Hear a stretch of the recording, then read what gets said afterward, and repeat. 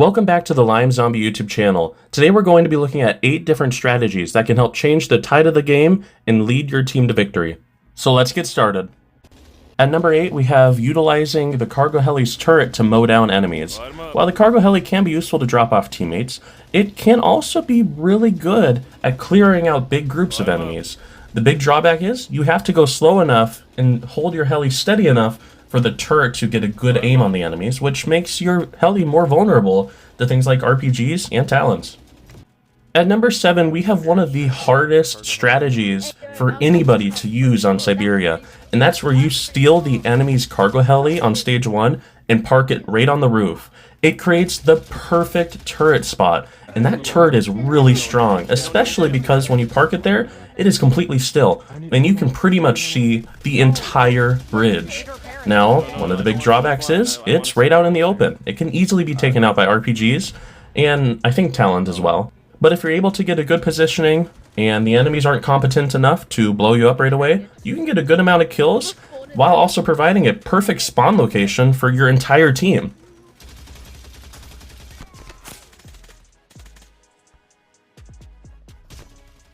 Coming in at number 6, we have using the cargo heli to drop off teammates. Now normally on the first stage it doesn't work as well because most of the enemies have anti-air. However, once they move to stage 2, they assume the helis are gone, but if you're able to be smart and use it during stage 2 and 3 to drop teammates right into the enemy base, you will be an asset to your team. And I highly suggest trying out this strategy if you're ever able to save the cargo heli all the way through the first stage and into the later stages. Alright, I'm ready, Jack. 3, 2, 1. At number 5, we have a strategy that I use every single time I play Siberia on defense, and that is going onto the bridge. Most people don't think of doing this, and to be honest, that's good. If we have a few good players on the bridge and the rest of the team is defending the points at the sites, that is really the best possible case scenario. And on top of that, if you are able to spam jump against the steel beams that support the bridge, you could even get on top of the bridge's support beams, which gives you an even better view across the entire map to be able to see really any enemy. Now, obviously be aware that if the enemies are to use a boat turret to shoot at you, that can pretty easily take you out.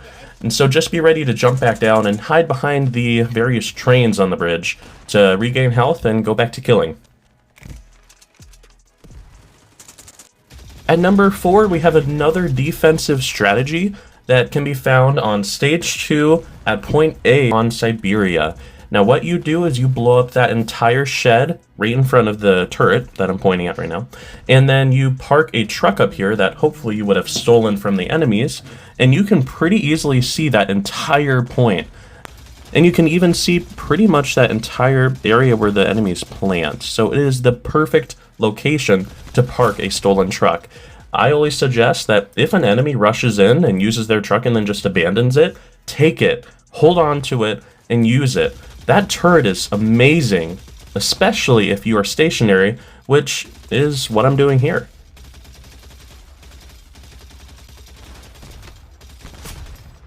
You tried. At number 3, we have the Mortar tank strategy. Now, this strategy works best on stage 2, but you can also pretty much apply it to stage 3 of Siberia.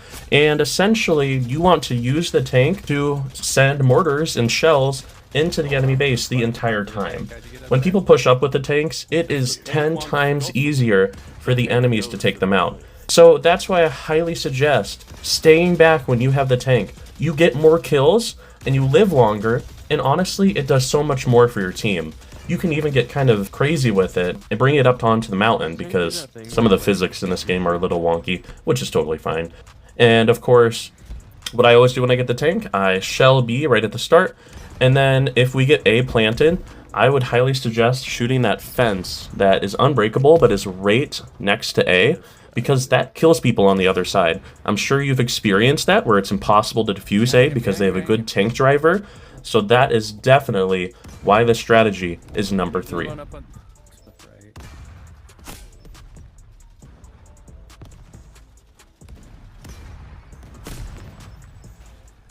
Coming in at number 2, we have keeping the attack heli / little bird alive past stage 1.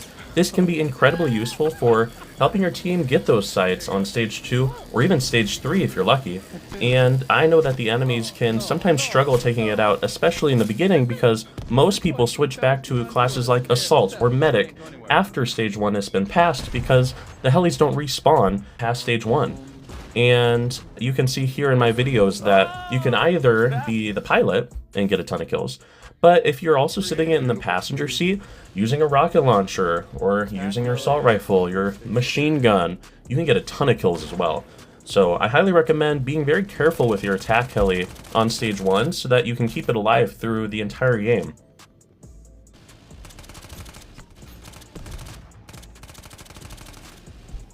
And of course, as some of you may have guessed, coming in at number 1, the best strategy on Siberia can be found on stage 3 at point B. All you do is you blow up the fences in the corner to my left with C4 or a rocket launcher. Then you blow open the wall facing your side on point B. So that way this truck right here can see straight into point B.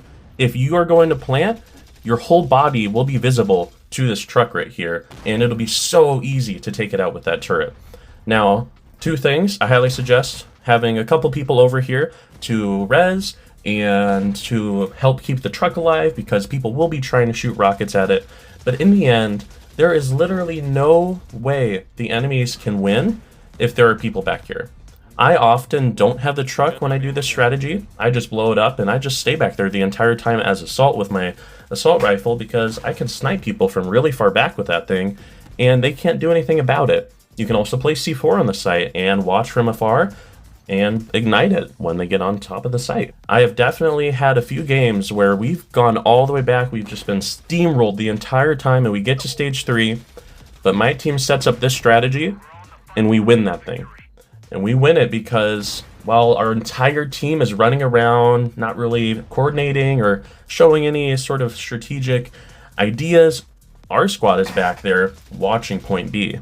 So our whole team is racking up kills, and we're just killing the few people who are able to sneak into B, and we cancel that plant.